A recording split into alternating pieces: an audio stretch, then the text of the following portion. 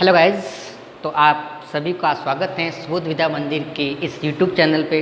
आप सभी से पहले ये निवेदन है कि आप सुबोध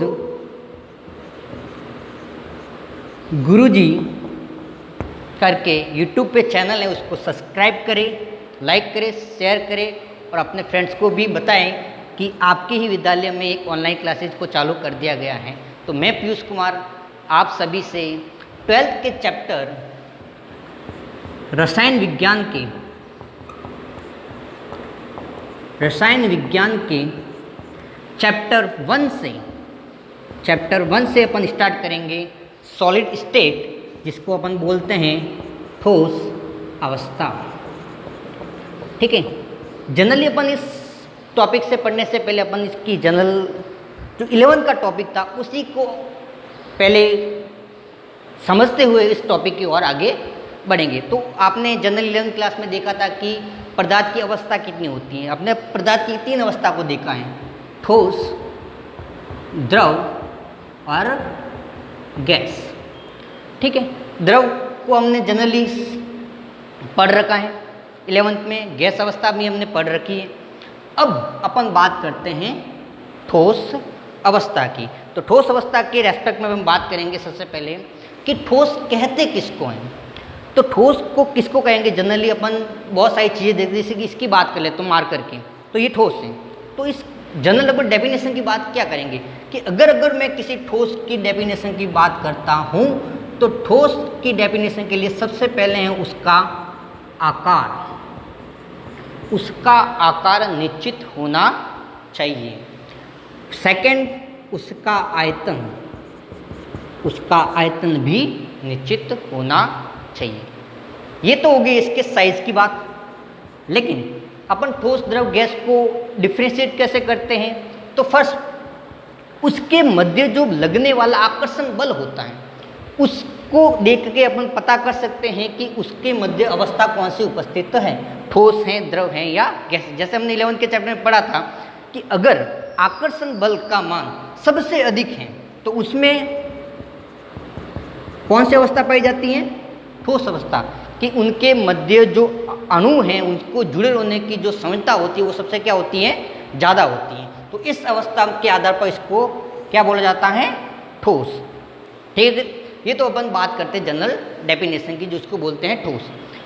अब बात करते हैं आपके 11th के चैप्टर के अनुसार कि ठोस अवस्था क्या होती है, उसके प्रकार क्या होते हैं, उसका वर्गीकरण किस प्रकार देखते हैं। ठीक है, तो सर ठोस अवस्था की बात करें तो ठोस अवस्था में जो अणु होते हैं वो नॉर्मली हमारे पास 2 प्रकार के होते हैं।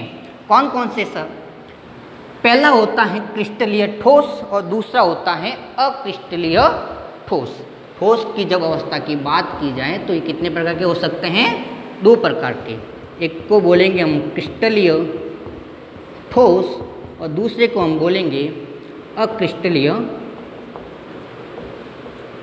ठोस। ओके, अपन इसकी इंग्लिश की बात करें तो इसको बोलते हैं क्रिस्टलाइन सॉलिड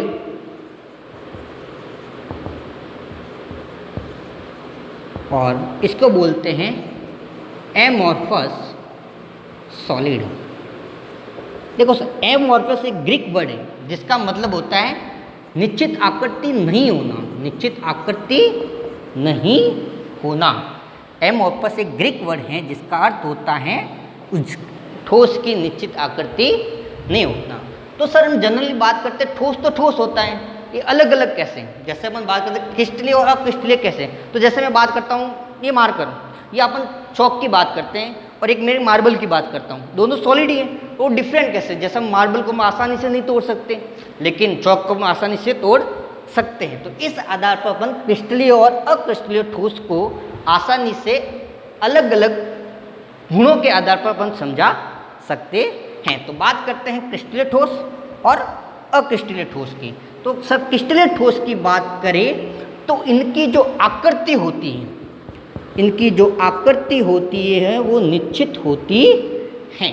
क्या होती हैं? निश्चित। कैसे?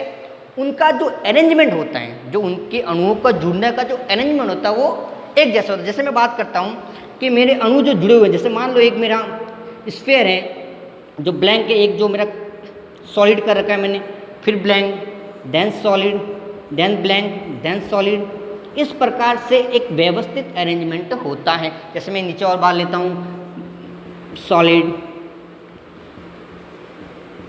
ठीक है। तो इस प्रकार का जो अरेंजमेंट होता है वो किसमें होता है, क्रिस्टलीय ठोस में। मतलब एक लॉन्ग रेंज के आधार पर बड़ी हुई संख्या बढ़ता हुआ जाता है और निश्चित आकार में इसका व्यवस्थित होता है। लेकिन एमॉर्फस की बात करें तो इसमें जो आकार होता है ठोसों का वो लॉन्ग रेंज में नहीं होता, आपकी शॉर्ट में, मतलब छोटी सी व्यवस्था होती है, लेकिन बिल्कुल अरेंजमेंट नहीं होता है।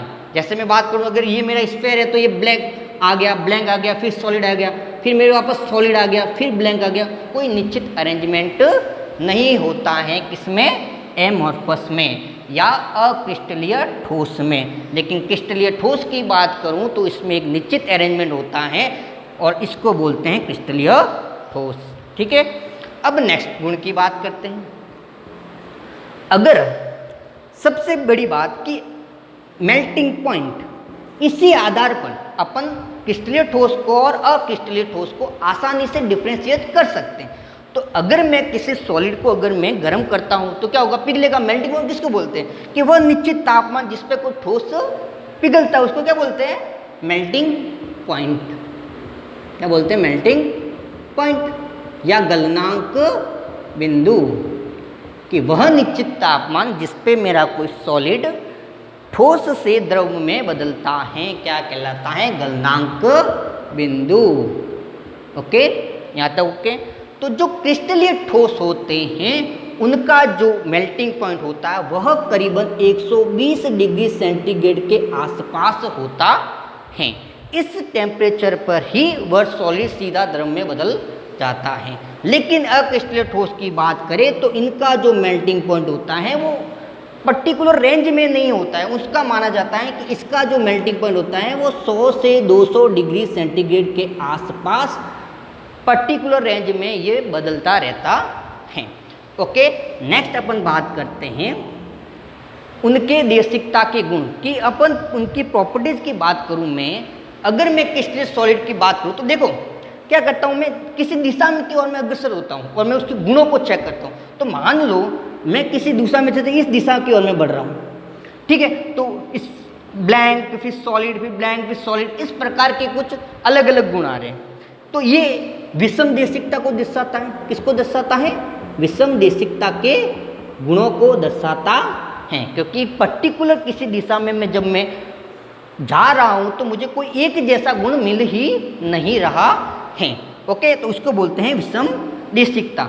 लेकिन जो एमॉर्फस होते हैं उनमें समदेशिकता का गुण पाया जाता है। कौन सा गुण पाया जाता है, समदेशिकता का। इसका मीनिंग क्या होता है कि एक प्रकार की खिचड़ी है, कि मान लो कि एक खिचड़ी बनी जिसमें मैंने आलू मटर सब डाला हुआ है, तो सब और जाने की खिचड़ी से खिचड़ी दिख रही है। मैं किसी में भी डिफ्रेंशिएट नहीं कर पा रहा हूँ कि ये आलू है या ये गोभी डली हुई है, कुछ भी।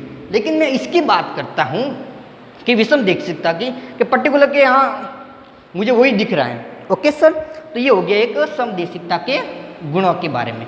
ओके, अब बात करते हैं अपन नेक्स्ट। जैसे अपन इसके उदाहरण को कैसे समझेंगे कि उदाहरण क्या गए हैं, इसके उदाहरण क्या हो सकते हैं। तो उदाहरण के मान के लिए क्रिस्टल ठोस, जैसे अपन नमक एकदम परफेक्ट क्रिस्टल होते हैं इसके। आपने कभी गौर से देखना कि एक जो कण होंगे उसके एकदम परफेक्ट क्रिस्टल होंगे।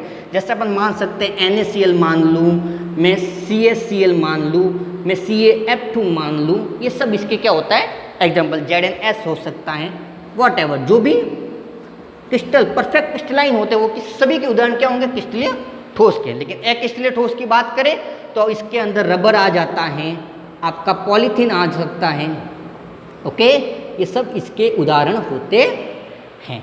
ओके, नेक्स्ट अपन टॉपिक पे बढ़ते हैं कि जो ठोस होते हैं उनका वर्गीकरण किस प्रकार देखते हैं।